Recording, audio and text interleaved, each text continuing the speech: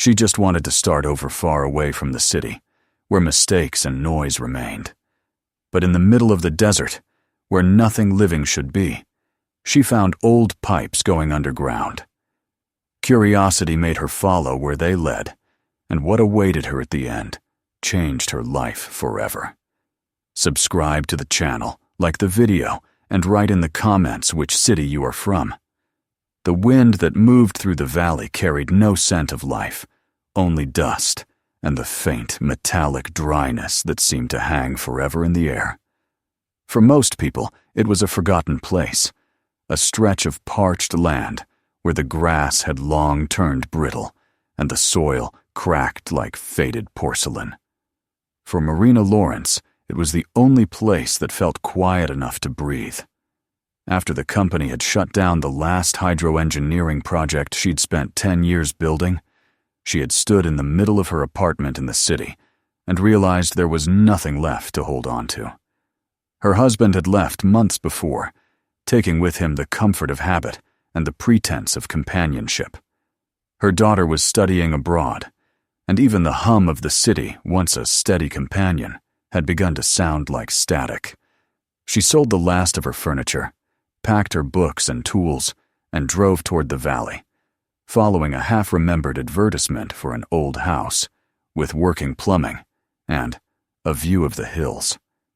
The house turned out to be smaller than she'd imagined, and the plumbing was anything but working.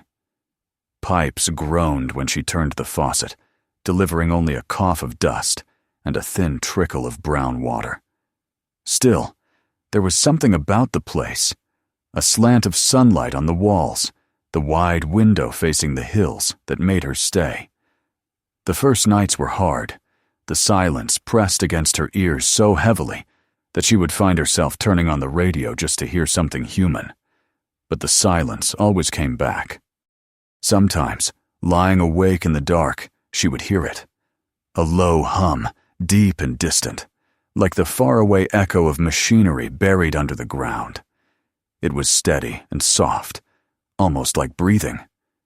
She told herself it was her imagination, the residue of years spent surrounded by mechanical sound. But the noise persisted. Every night it returned, so faint it could have been mistaken for the pulse in her own ears. She started listening to it the way she used to listen to running water in old pipes, analyzing rhythm, tone, direction. Something about it was alive. One morning, after a restless night, she decided to walk the length of the dry stream that curved behind her house. The ground there was a patchwork of cracked clay and pale weeds. She moved slowly, her boots leaving shallow impressions in the dust. About half a mile out, the sun already sharp on her back, she saw a glint of metal among the rocks. Kneeling, she brushed away the sand. It was a pipe old, corroded, yet intact. It disappeared beneath the earth, thick as her wrist, running in a direction that matched the shape of the old streambed. She ran her hand along it. The metal was warm from the sun, but beneath that heat, she felt a faint vibration, as if something deep inside the pipe was still alive. Marina stood for a long moment, staring at it, her heart unexpectedly quickening. She hadn't touched a real hydraulic line since the project's cancellation 6 months before. There was something almost sacred about the geometry of metal and flow, the silent logic of systems built to carry life where none should be. The discovery should have been insignificant, a piece of scrap, perhaps, but it wasn't. It felt like a whisper from the past. When she returned to the house, she went straight to the small room she'd turned into an office and unfolded her old blueprints on the table. Dust rose as she opened them. There were plans for reservoirs, distribution systems, notes in faded ink written in her father's hand. He had been a civil engineer, too, one of those who believed that every valley could bloom if only the water was taught to remember its way. She remembered him tracing lines across paper when she was a child, saying, "Water is like memory, Marina. It always finds its path back." She wondered what he would have thought of this place, its dryness, its forgotten veins. She found an old atlas of irrigation zones, printed decades ago, the pages yellowed at the edges. There it was. The valley marked as Sector S13. A red cross through the name indicated decommissioned unreliable pressure.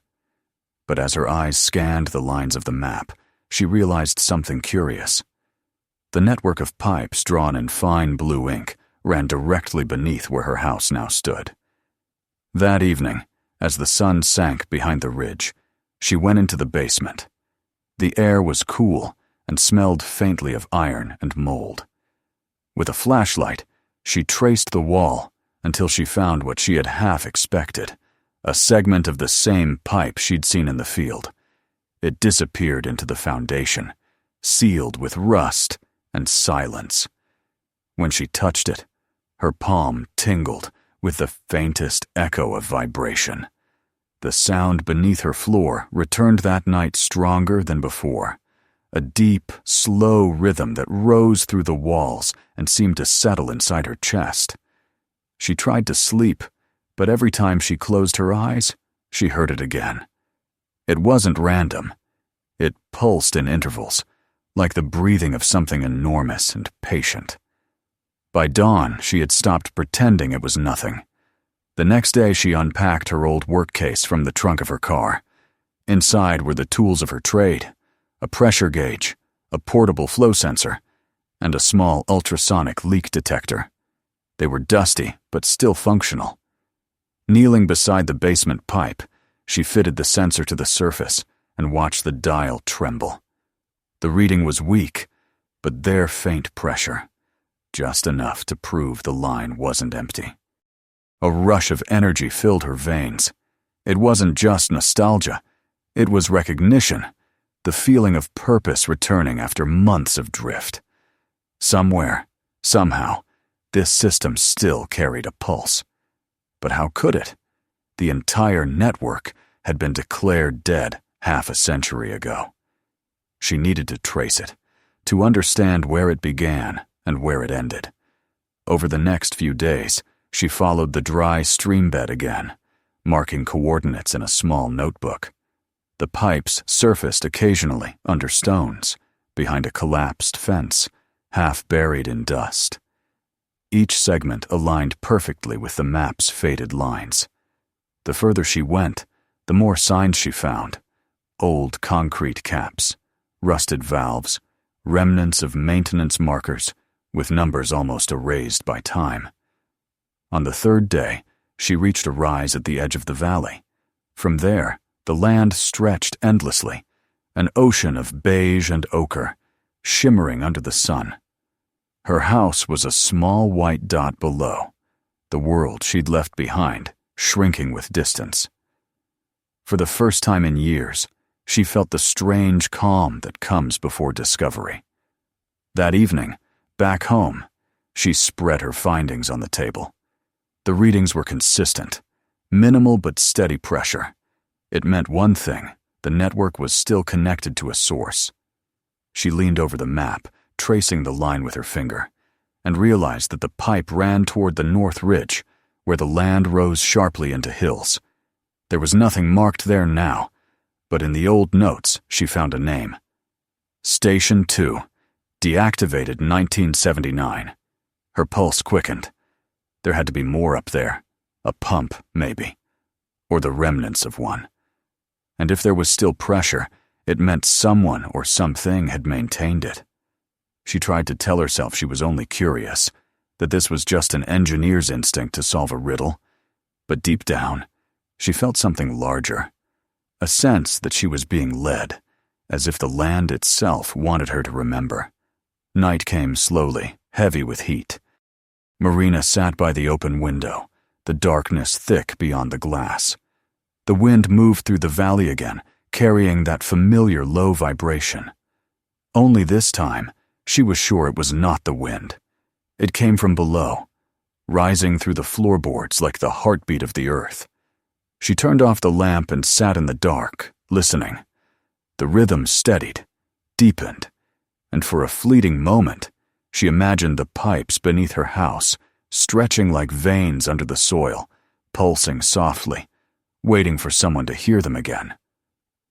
She whispered into the silence, not knowing why or to whom. "I can hear you." Outside, the stars over the valley flickered cold and sharp. Somewhere beneath them, deep under the dry ground, water, or something like it, moved unseen through the forgotten conduits of a world that refused to die. Marina stayed by the window until dawn, the hum still echoing faintly through the house. When the first light touched the hills, she felt an odd certainty settle in her chest. The valley wasn't empty. It had a voice, and she was meant to follow it. That morning, as the sun broke fully over the ridge, she took her notebook, filled her canteen, and began walking north along the line of buried pipe. Each step carried her deeper into silence, yet the hum followed, faint but constant, a living thread beneath her feet. She didn't yet know where it would lead her, only that she could no longer pretend it was nothing. The earth was speaking in the only language she truly understood, and somewhere under her boots, the ground seemed to answer, steady and sure, as if it had been waiting all along for her to listen. The morning after her long walk north, Marina woke with the kind of clarity that only comes when doubt has already burned itself out. The air through the open window was pale with dust, and in the silence she thought she could still hear the hum fainter now, as if it were receding into the hills, waiting for her to follow. She boiled water for coffee, wrote down the night's observations in her notebook, and drew the map again. The line of the buried pipe cut across the valley like a scar, pointing toward the rise in the north. She could not stop herself from tracing it with her finger, over and over, as though each pass might open a way through the sand. By noon she was on her feet, backpack loaded with tools and a canteen, boots crunching over dry grass. The land stretched in slow, uneven ripples before her. Every few hundred yards she found more evidence that the pipe continued, a patch of soil slightly sunken, the faint outline of a trench long filled in, the dull glint of metal half buried in clay. The pipe followed a precise direction, unfazed by the topography. It was as if it had been drawn by a ruler under the earth. The wind came in dry waves, hot enough to blur the horizon. Yet with every step, her sense of purpose sharpened. Near midday, she reached the edge of a shallow ravine where the ground dipped, and there she saw the first of the concrete rings, maintenance shafts, half collapsed, their rusted lids eaten by time. She crouched beside one, brushed away the sand, and found faded markings. Line 7B. The number matched the old map. She smiled despite herself. Someone had built this system with precision, and it had survived decades of neglect. When she leaned closer, a faint breath of cooler air brushed her face. She thought she heard something moving below a trickle, or maybe just the whisper of wind sliding through the pipe. Either way, it made her heart beat faster. As the afternoon wore on, she reached the remains of what had once been a small service station.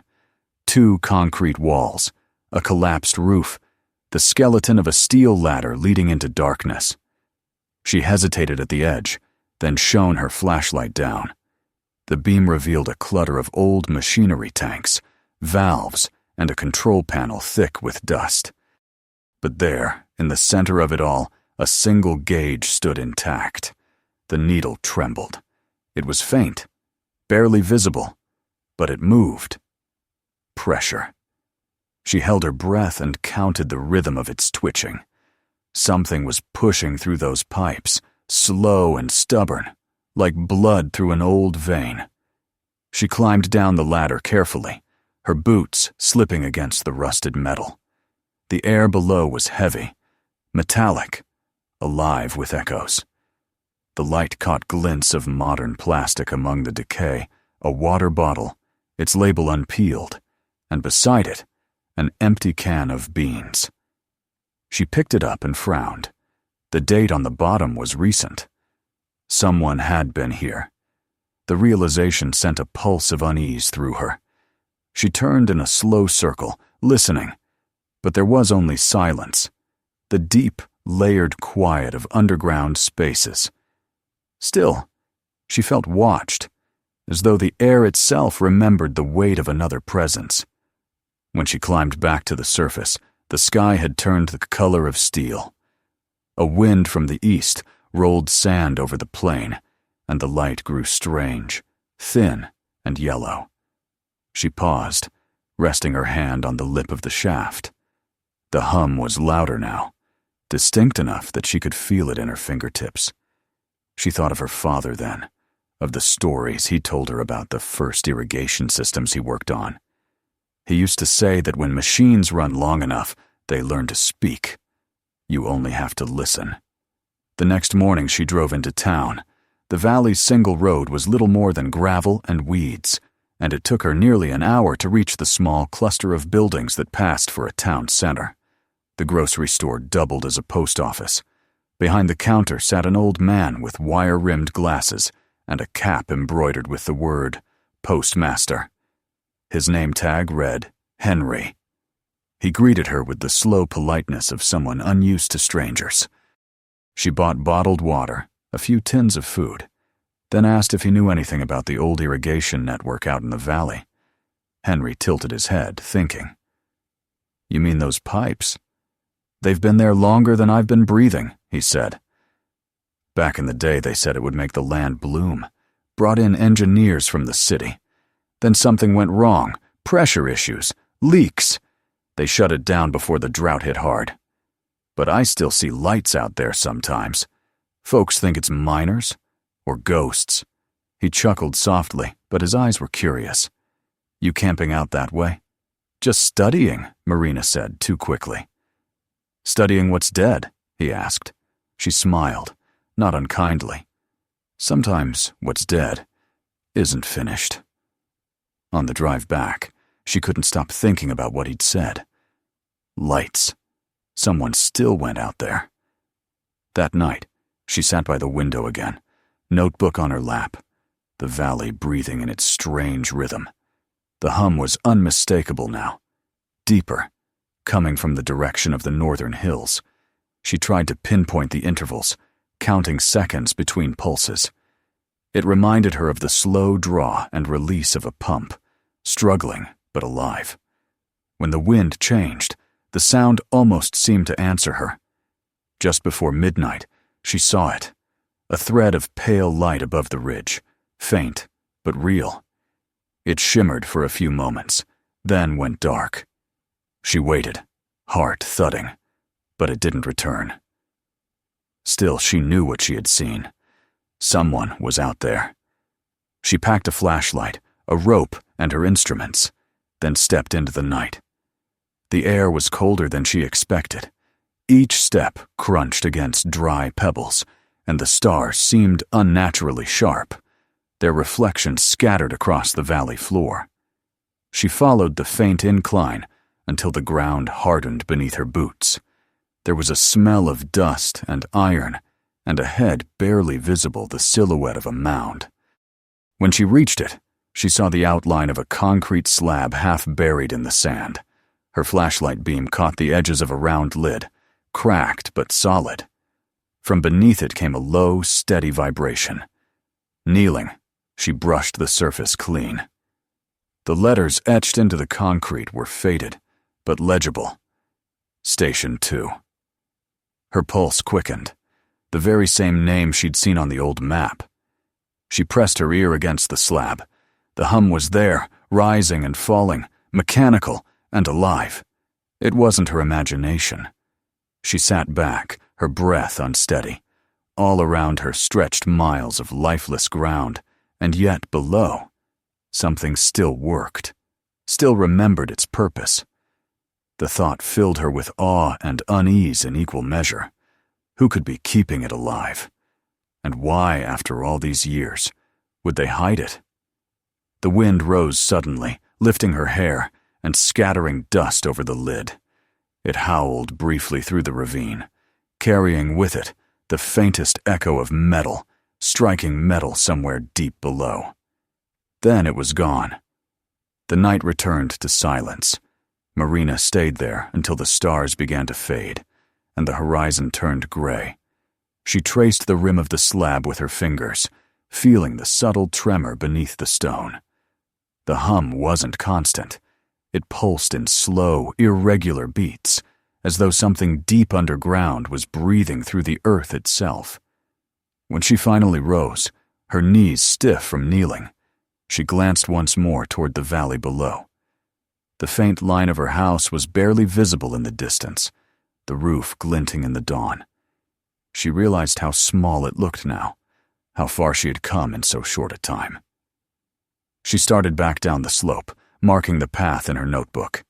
The hum followed her, fading with distance, but never disappearing. She felt certain that she had crossed an invisible threshold, that everything before this night had been waiting for her to listen. And now that she had, the valley would not stop speaking. By the time she reached home, the sun was fully up.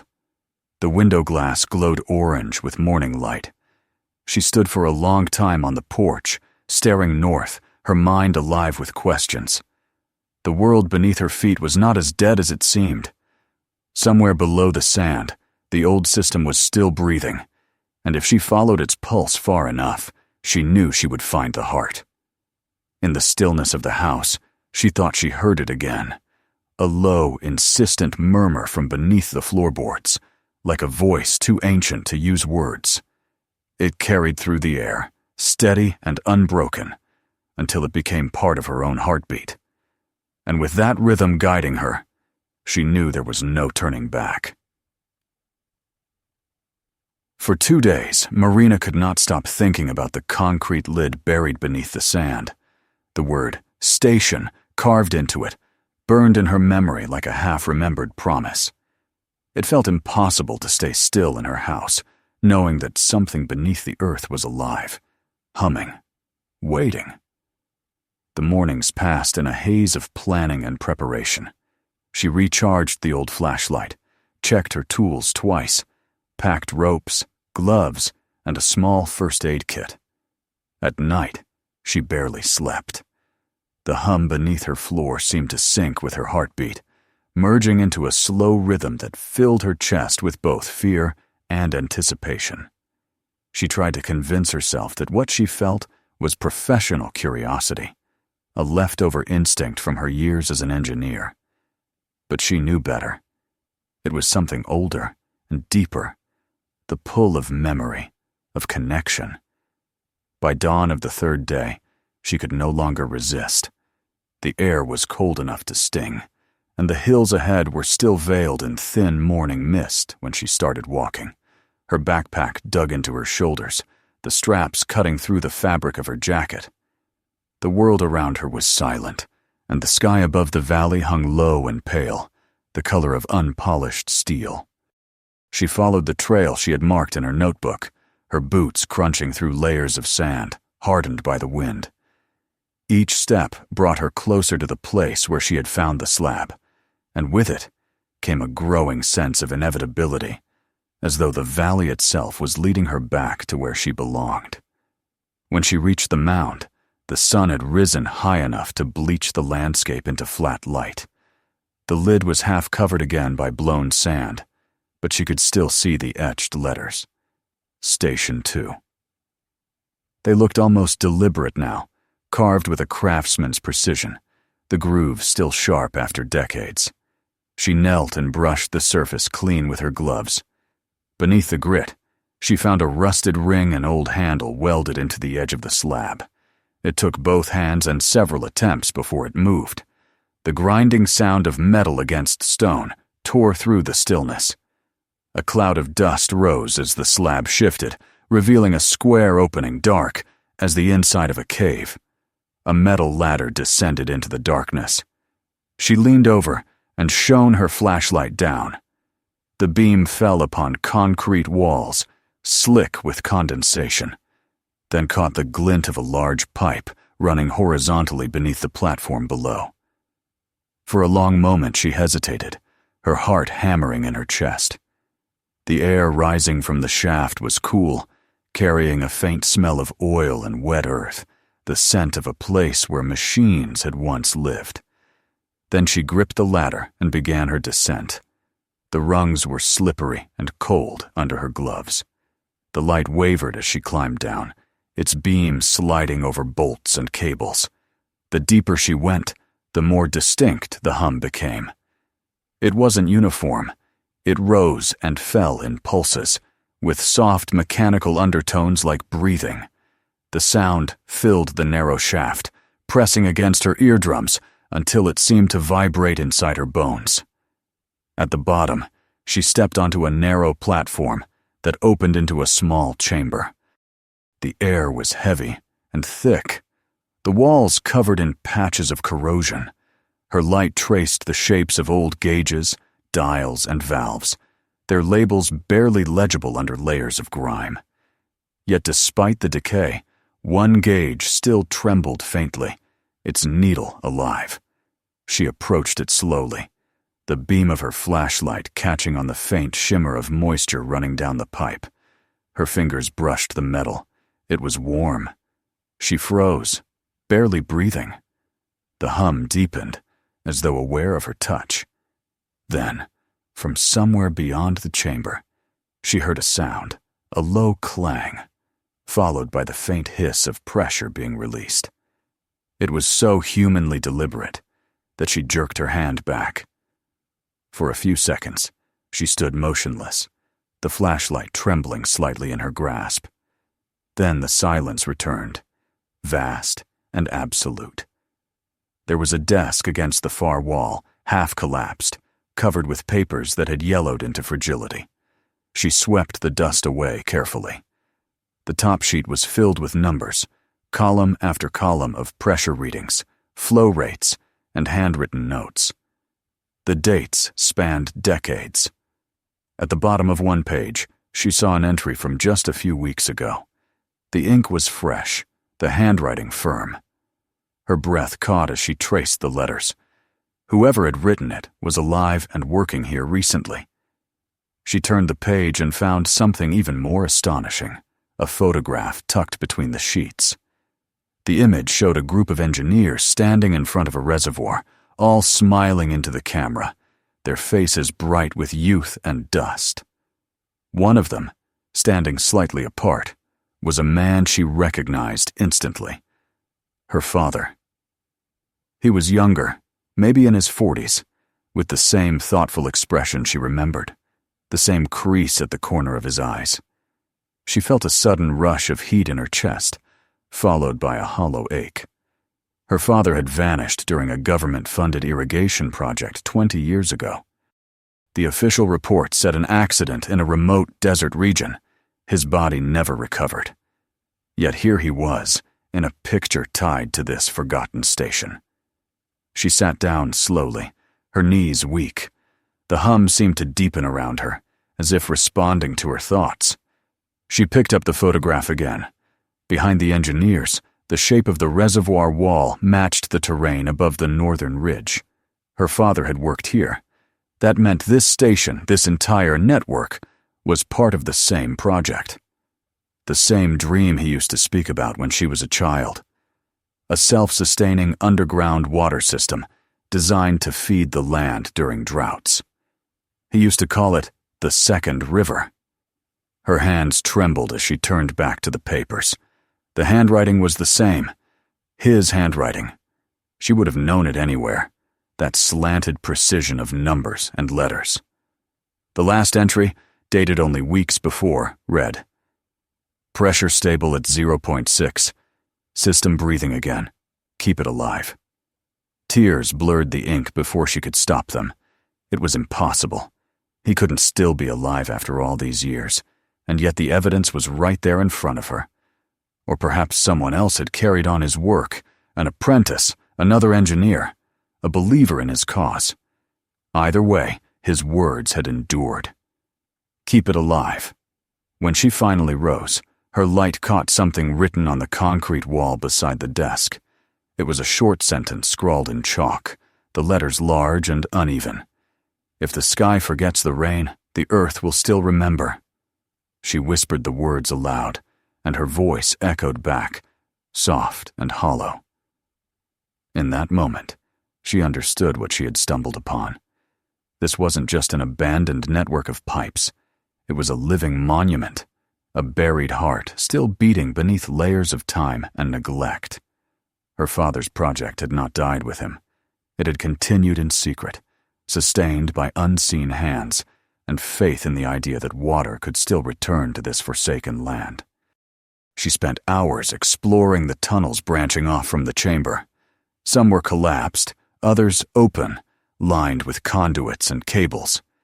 She found new pipes welded to old ones, modern seals grafted onto antique joints. Someone had been maintaining it carefully, methodically, long after the world above had forgotten. At one junction, she found a toolbox with fresh oil stains, a wrench still gleaming. She stood there in silence, overwhelmed by the realization that whoever kept this system alive had been there recently, perhaps only days before her arrival. As she traced the line of the main pipe, she noticed the way it curved downward toward the deeper rock. A narrow passage extended beyond the last visible light of her flashlight, swallowing the beam whole. From that direction came the clearest pulse of the hum, slow, steady, endless. It felt almost like a heartbeat. She stepped closer, drawn by instinct, but something inside her warned against going further. The air was too still, too thick. She backed away slowly, her breath coming shallow and fast. Before climbing back up the ladder, she turned once more to the room. The photograph, the notebook, the chalked words. They all seemed to belong to a world between the living and the dead. She wondered if her father had ever stood here, listening to the same hum, feeling the same pull of the earth. Maybe he had died, trying to protect it. Or maybe he had simply vanished into its depths, becoming part of it. The thought sent a chill through her. When she reached the surface, the daylight felt blinding. The world above seemed smaller, too bright and thin compared to the dense air below. She sat on the sand beside the open shaft, her hand shaking. The sound of the wind now carrying the faint echo of the underground vibration. It was steady again, like a voice repeating its message through layers of soil. She realized that she had no choice now. She couldn't leave it. The system was alive, fragile, and depending on her. She closed the lid carefully, brushing sand over it until the letters were hidden once more. Then she stood, facing the valley spread below her. The wind stirred her hair and filled her lungs with the dry taste of dust. Somewhere down there, beneath her feet, her father's work was still breathing. And now, she understood what she had to do. When she finally walked back home, the sun was sinking behind the hills.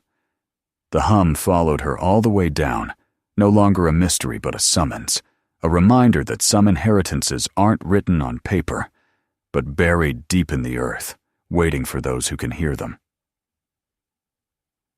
The next morning came with a wind that carried a faint scent of moisture, though the sky remained an endless stretch of pale blue without a single cloud. Marina woke early, long before dawn, and sat for a while on the porch steps, watching the dim outline of the hills emerge from the darkness. The valley was still, but she could feel it breathing beneath her feet. It was as though every grain of dust, every brittle blade of grass, waited for her to make a decision. She had uncovered something alive, and now it asked for her hands, her knowledge, her will. She brewed coffee on the small gas stove and spread her notes across the table. The readings from the gauge, the pressure values, the humidity levels, she reviewed them like a prayer. Everything pointed to one conclusion. The system below was functional but weakening. If the flow stopped, the water trapped in the pipes would stagnate, the pressure would collapse, and the structure would die. Whoever had kept it alive before her was gone now. She was the only one left who could listen, understand, and act. When the first light spilled over the horizon, she took her tools, her gloves, and the heavy canvas bag filled with replacement parts she'd ordered years ago and never used. The metal clanked against her hip as she walked toward the northern hill. She had not closed her eyes properly for 2 nights, yet she felt no exhaustion. Purpose steadied her limbs better than sleep. The air grew colder as she climbed, her boots slipping against loose rock. The lid of the station waited at the summit, half hidden by sand. It felt familiar now, almost welcoming. This time she opened it more easily. The hinges had loosened from her last visit. The breath of the underground met her as soon as the slab shifted, a cool exhale that smelled of damp iron and the deep earth. She descended quickly, her flashlight sweeping across the walls. The hum greeted her, steady and warm. She could have sworn it was louder, almost eager. At the base, the station seemed both smaller and more alive. The gauge still trembled faintly, and the thin line of moisture along the pipe had thickened. She placed her hand on the metal. It was cooler than before, but still pulsing. Marina unpacked her tools and began to work. Her movements were careful, deliberate, guided by memory. She replaced the cracked seal on the main valve, cleaned the corroded joints, oiled the stiff livers until they moved again with a low metallic sigh. The sound filled the chamber like a voice returning to speech. When she finished, she switched her attention to the auxiliary pump. It was an older model, half collapsed from rust, but the motor looked intact. She checked the wires, tightened the connections, and cleared the intake of dust and small stones. Then she pressed the manual starter. At first, nothing happened. Then, with a reluctant groan, the motor coughed to life. A faint vibration ran through the floor, spreading up the walls. The hum deepened, richer, more confident. Marina laughed quietly, a sound she hadn't made in months. The machine was alive. Water moved through the pipes again, slow but real. She listened to the soft knock of it traveling through the line, the echo of flow reaching farther and farther, awakening old pathways. For a moment, she imagined the sound rising all the way to the surface, spreading under the sand like a whisper through stone. Hours passed without her noticing. When she finally stopped to rest, she wiped the sweat from her forehead and turned off the flashlight. The chamber glowed faintly from a narrow vent above her, letting in a thin shaft of sunlight. Dust floated in it, like suspended gold. The sound of the running water continued, patient and tireless. She thought of her father then, his voice explaining pressure ratios, his hands stained with grease and chalk, the smell of engine oil on his jacket. She had been 10 when he'd last come home from a site visit, promising to return in a month. He never did. Now, all these years later, she was finishing what he started. As the day slipped into afternoon, she climbed back to the surface to test the results. The valley stretched below her, bright and endless. She stood still, closing her eyes, listening. For a while, there was only silence. Then she heard it, the faintest trickle of water somewhere down the slope. She followed the sound, her boot sinking into sand. The dry channel that cut through the plain shimmered slightly, a thin stream gliding between stones. It wasn't much, barely enough to fill a handful, but it was new, and it was alive. She knelt and touched it. The water was cool, impossibly clear, tasting faintly of iron and rain. She looked up at the sky, half expecting clouds to gather, but there were none. The miracle was below, not above. The pipes, the valves, the system her father had designed, it still remembered its purpose. She felt an ache rise in her throat, a mix of pride and grief. "You did it," she whispered. "You didn't let it die." The valley answered only with wind, but the sound was different now. Softer, rounder, as if shaped by the breath of water moving underground. Over the following days, Marina devoted herself to restoring the station completely. She mapped every tunnel she could reach, replaced broken fittings, and recorded readings in a new logbook. At night, she slept on a cot she'd set up in the basement, the hum beneath her floor like a lullaby. Each morning, she woke with renewed energy. The land began to change, subtly but unmistakably. Moisture darkened the soil near the old well behind her house. Tiny green shoots appeared where none had grown for years. Even the air smelled cleaner. Word spread slowly through the nearby town. Henry, the old postmaster, drove out one afternoon to deliver a package and found her covered in grease, adjusting a valve near the edge of the hill. He stood by his truck for a while, watching, then said, "You've stirred up the ghosts down there." She smiled and handed him a bottle of water from the stream. He took a sip, eyes widening. "I'll be damned," he murmured. "It's real." She only nodded. "It always was," she said. The next week, she went to the regional office to file the paperwork. The clerk behind the counter stared at her forms with disbelief. "You're claiming ownership of an abandoned utility site?" he asked. "Yes," Marina replied calmly. "Someone has to maintain it." The man shrugged, stamped the document, and handed it back. It was done. The station was officially hers, or rather, under her protection. When she returned home that evening, the sunset cast the valley in hues of gold and rose. She climbed the northern ridge one last time, carrying a small metal plaque she had ordered online. She had engraved it herself in simple, deliberate letters. She placed it beside the station lid, fixing it into the concrete with bolts. The words caught the last light of day.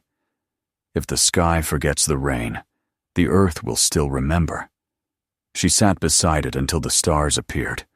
Below her, the ground vibrated gently with the rhythm of the pumps. The valley no longer felt empty.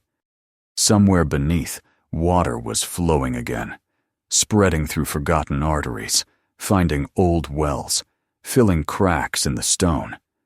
Life would return slowly, quietly, as it always did. She imagined her father somewhere deep within that system, not as a ghost, but as a part of its design, his work carried in every drop that moved through those pipes. She spoke to him softly, the words barely louder than the wind. "I found it, Dad. I found what you left. It's still breathing."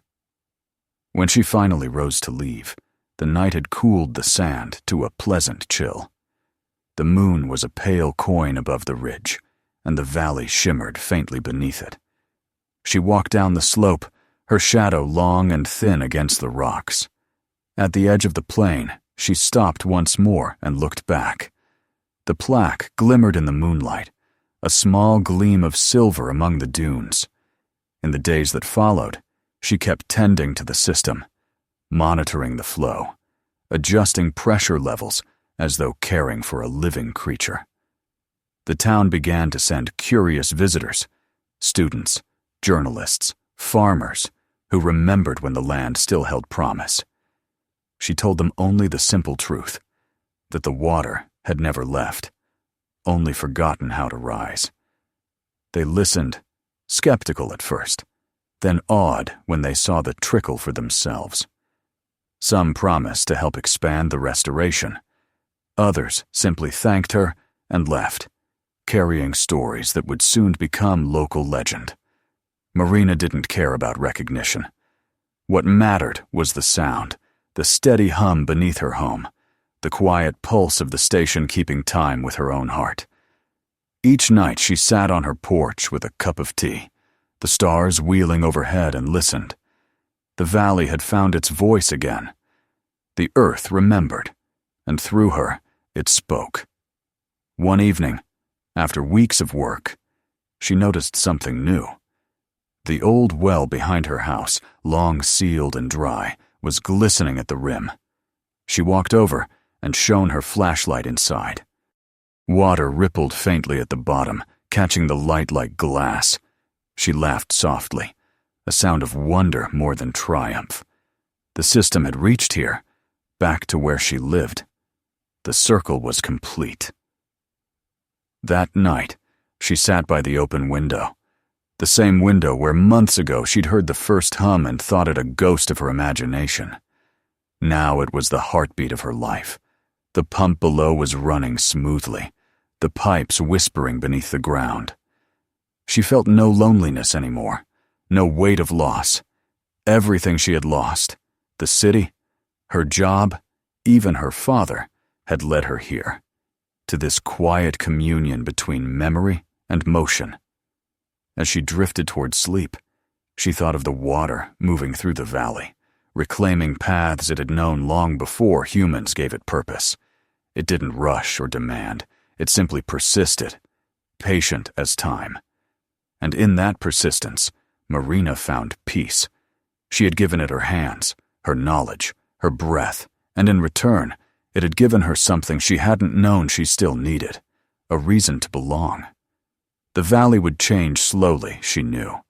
Grass would return, then insects, then birds. The land would heal in silence, and her father's dream would live again through her. Long after she was gone, the system would still hum beneath the ground, carrying the memory of those who had believed in its rhythm.